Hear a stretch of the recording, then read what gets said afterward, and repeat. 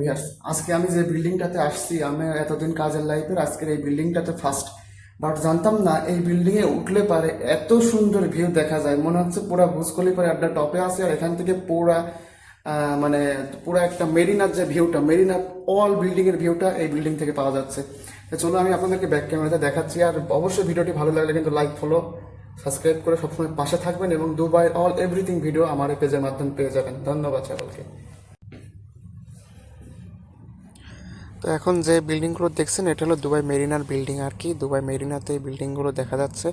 তো ওখানে দেখতে পাচ্ছেন সুমনের যে বিচটা এখান থেকে দেখা যাচ্ছে। আর বিচের ভিতরে দেখেন অনেকগুলো ইয়টগুলো আছে, ওখানে ইয়টগুলো চলছে। তো এখান থেকে কত সুন্দর মেরিনার ভিউটা দেখা যাচ্ছে। আর একটা বিল্ডিং দেখেন কত 60 তলা 70 তলা করে উঁচু।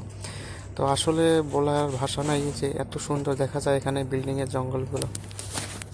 আর ভিতরে দেখেন সমুদ্রের ভিতরে ওই দূরে যেটা দেখা যাচ্ছে ওইটা হলো দুবাই হুইলস, মানে বিশ্বের সবচাইতে বড় হুইল আর কি, যেটা ওইটা।